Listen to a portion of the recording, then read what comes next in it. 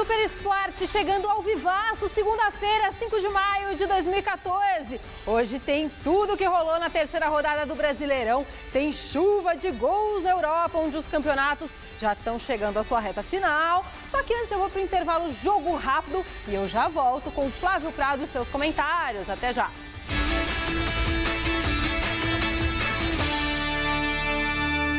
Mais uma morte, tá? Para as estatísticas do nosso querido futebol brasileiro. Você ouviu bem. Na sexta-feira, à noite, um torcedor morreu quando deixava o estádio do Arruda, em Pernambuco. Logo depois de assistir o empate entre Santa Cruz e Paraná, Paulo Ricardo Gomes da Silva, de 26 anos, deixava o estádio pelo portão 6, destinado à torcida adversária, quando foi surpreendido por um vaso sanitário. Gostou? Tá? Foi jogado pelos fanáticos do Santa Cruz. Ele, que por ironia era torcedor do Sport, estava justamente apoiando a equipe do Paraná. Como punição, a CBF anunciou no site oficial da entidade a decisão do STJD de interditar o estádio do Arruda, e a equipe do Santa Cruz deve jogar as duas próximas partidas com portões fechados. Além disso, as torcidas organizadas do Santa estão proibidas de entrar em qualquer estádio do Brasil até que o autor do arremesso do vaso sanitário seja identificado.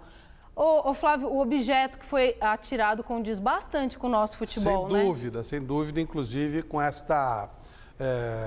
esse contato promíscuo, safado, sem vergonha das autoridades, dos dirigentes de futebol com esses bandidos. O cara que morreu não tinha nada de bonzinho. Ele era torcedor de uniformizada do Sport, portanto, não era flor que se cheire. Foi lá ver um jogo com o Paraná, porque havia uma rixa da torcida do Paraná com o Santa Cruz, não é à toa que jogaram isso. Não sei como é que eles conseguiram isso. Deve ser algum esquema de droga, porque nessas torcidas rola tudo, né?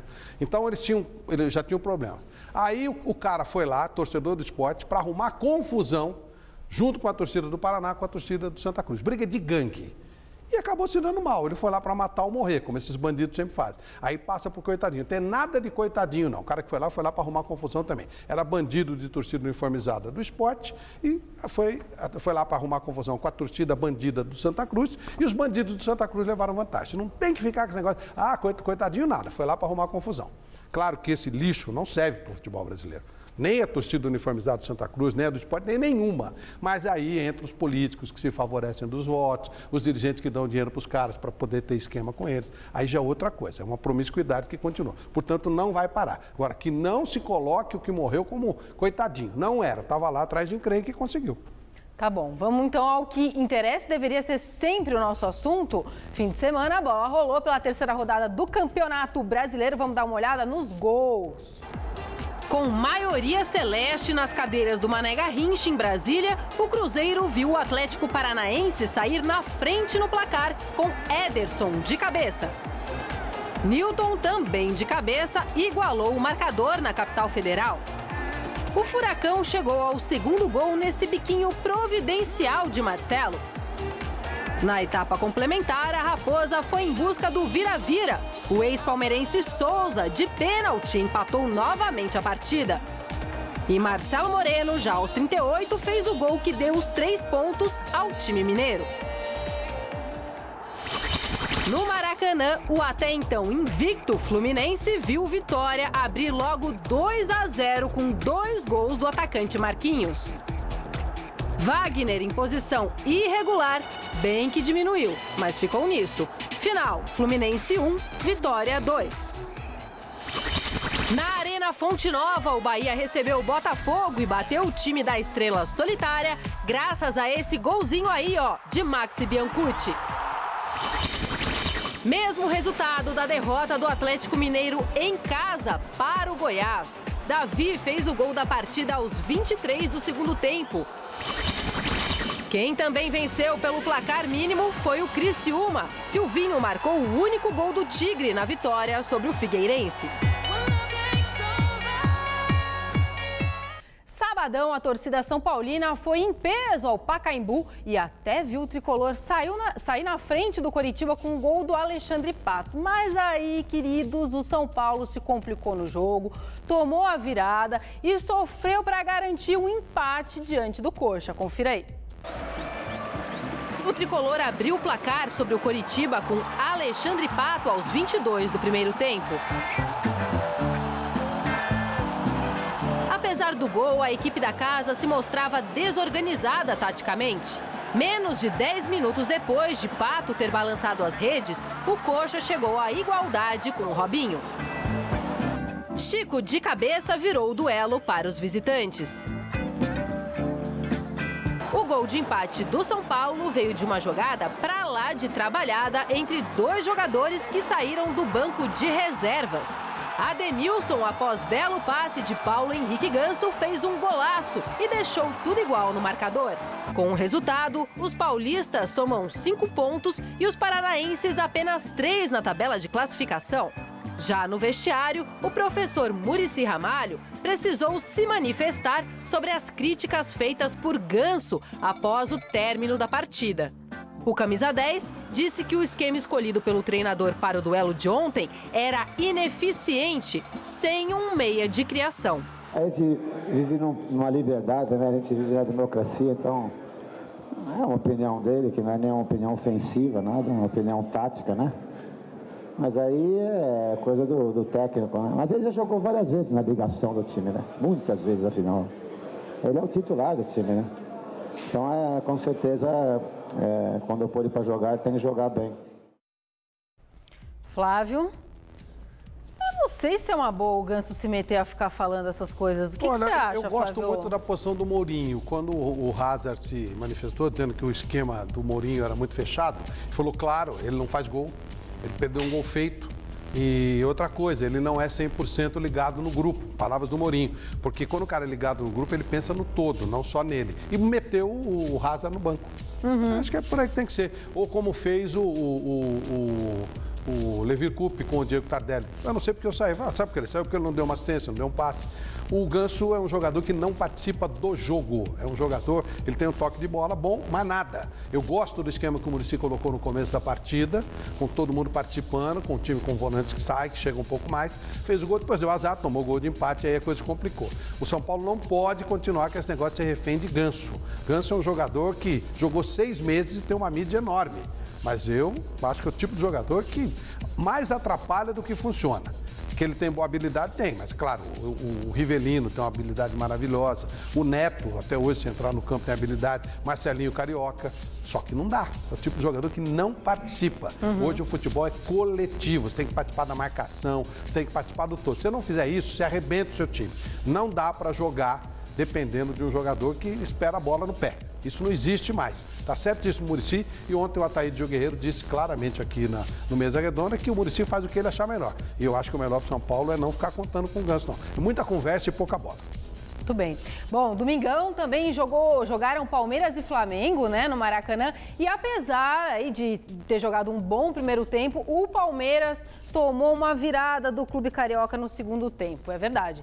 Ó, gente, a saída do goleiro Fernando Praz, que machucou o cotovelo no final da primeira etapa, mudou o rumo da partida feio. Confira aí. No Maracanã, o Flamengo recebeu o Palmeiras, que inaugurou o placar nessa bomba precisa de Wesley. 1-0 Verdão. O rubro-negro chegou ao empate no lance seguinte, com Paulinho aproveitando o rebote da zaga alviverde. Os visitantes passaram à frente de novo no marcador com o estreante Henrique, após belo passe de Valdívia. Sem Fernando Praz, que saiu machucado, o Palmeiras viu os donos da casa empatarem mais uma vez, agora com o ex-palmeirense Márcio Araújo, já no segundo tempo. Alexandro, em 2 oportunidades, tratou de virar o duelo e dar a vitória por goleada à equipe carioca. Final, Flamengo 4, Palmeiras 2. Flávio Prado, meu Deus do céu, foi Fernando Praz sair que o segundo tempo foi um lerê-lerê para o Palmeiras, ou você não vê assim? Entre uma coisa não? Zero. É mesmo? Zero. Eu não vi nenhuma culpa do Bruno e nenhum gol. Nenhuma. Eu vi um Palmeiras tonto, tomando gol de lateral. Ridículo, desatenção total de todo o sistema defensivo. Dessas coisas, se dá sorte, se dá azar, isso é uma grande bobagem, no meu conceito, respeitando todos os conceitos de todas as pessoas. Se o Bruno tivesse falhado em um gol, pelo menos, nada, não falhou nada, a defesa ficou olhando. Quando tomou o segundo gol, o time se encolheu, não teve coragem, não teve pegada. E aí é muito fácil você simplificar numa pessoa, saiu aquele, entrou... Primeiro, o primeiro tempo do Palmeiras foi ótimo. A participação do Fernando Praz foi praticamente nenhuma. Teve jogos, sim, que ele já fechou o gol. Nesse caso, não foi o caso. Mas eu digo, isso não abala o time? Se abala, é um time de frouxos. O fato de sair um goleiro e entrar o outro reserva, primeiro, falta de respeito com o companheiro, e segundo, é um time de frouxos. Porque é tal situação. Flávio Prado não vem comentar o Garrafa, o Chico, você vai ficar toda medrosa, não muda nada. Se não vier o Flávio, vem o Chico, se não vier o Chico, vem o Celso. Todo mundo tem que ter a mesma qualidade e o mesmo peso. Respeito pelos companheiros, de todos nós. Claro, um gosta mais de outro, gosta mais de outra coisa. Sim. O Bruno falou em algum gol, não falou em gol nenhum. Se a Anitta fica com medo de fazer o programa porque o Flávio não veio, a Anitta não pode ser apresentadora do programa. E não é o caso, você faz com a mesma elegância, o mesmo talento, sempre, não é? Então não existe isso. Isso aí é uma maneira de você justificar a sua incompetência e a sua, principalmente, frouxidão. O time que toma gol de lateral tem que tomar dura. E simplificar no treinador também é outro erro. Pois é, isso que eu ia te perguntar. O nível do Palmeiras é um nível, o Gilson Kleina, eu diria que é até mais treinador do que a maioria dos jogadores do Palmeiras. Então o Palmeiras é um time razoável, como quase todos os times, não é pior que ninguém. Fez com todo acerto a economia com o Allan Kardec e não tem que contratar um técnico milionário, riquíssimo, porque não vai adiantar. Precisa ter um elenco com mais pegada, com mais coragem, com menos frouxidão. Sai um jogador e o time todo fica frouxo, aí é problema do time, não é de um jogador só não. Flávio, ontem a gente estava no Mesa, rolou aquele burburinho na internet, vários twitters, inclusive matéria no Globo.com e também na Rádio Globo, de que o Gilson Kleina estaria ameaçado. Você acredita que possa acontecer algo com o treinador Gilson Kleina nos próximos dias? Eu não sei, eu não tenho a cabeça do pessoal, mas seria um erro grosseiro. Seria um erro primário. É claro que existe um monte de interesses em clubes, esses conselheiros, cara que só serve para ganhar carteirinha e encher o saco, não entendem nada de futebol, e às vezes eles têm interesses menores. Às vezes os caras querem colocar algum jogador, o Justo não aceita, que é tudo jogada desse tipo por interesse. Então os caras ficam bochichando. Se há uma filosofia, se há uma ideia central do Paulo Nobre e do Bruno Noro, eles devem seguir com o Kleina. Muito bem. Gente, Corinthians é o novo líder do Campeonato Brasileiro. Ê, vovó! Ontem, em Chapecó, Paulo Guerreiro marcou e o Timão venceu a Chapecoense por 1-0 no fim do jogo. Confira aí. O Corinthians foi até a Arena Condá, no sul do país, enfrentar a Chapecoense e venceu por 1-0 após esse gol de Guerreiro aos 32 minutos do segundo tempo. Olha, não foi um grande jogo, muito pelo contrário. Eu assisti ao lado de Chico Lang o jogo. Imagina o desespero. Eu, claro, não do Chico. Mas, na verdade, foi um jogo chato. Pra você ter uma ideia, teve mais tempo de bola parada do que de bola rolando. Teve 49% de bola parada nesse jogo. Negócio impressionante. A FIFA recomenda entre 75% e 80% de bola rolando o tempo ideal para uma partida de futebol ser decente. Ou seja, ela esteve 25% a 30% indecente. Agora, o Corinthians aproveitou a oportunidade que teve, o Corinthians é melhor que o Chapecoense. É muito importante que o Corinthians ganhe jogos, até para o Mano, dentro dessa nova maneira de montar o time, dele poder ter espaço para trabalhar, que é o caso do Kleina, que é o caso do Muricy. Se você não ganha, você tem mais pressão em cima disso. O Muricy está no caminho certo, Kleina também, mas você perdendo o jogo, você tem mais dificuldade. O Mano está ganhando, o Corinthians está estabilizado defensivamente outra vez, e eu entendo que é um time que tá bem, está dentro do que é o campeonato de hoje, entre nota 4 e nota 6, o Corinthians está mais para nota 6 do que para nota 4. Ainda precisa de gente, precisa de melhoria. A entrada do Elias deverá dar uma melhorada no time. Não foi um grande jogo ontem, não, e o Corinthians ganhou. Aliás, até me pareceu no lance irregular. Tive a impressão que o Guerreiro deu um tapinha na bola para ajeitar. Me pareceu que sim.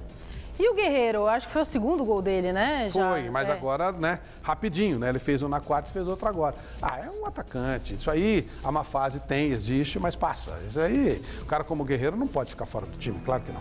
Tá bom, vamos embora? Vamos almoçar? Vamos nós, né? Então tá bom, 6 horas da tarde, mais notícias do esporte com Flávio Prado, Michele Janela. O casal Celso Cardoso e Celso Janela. Isso aí, muito lindo. Tchau, gente. Até amanhã.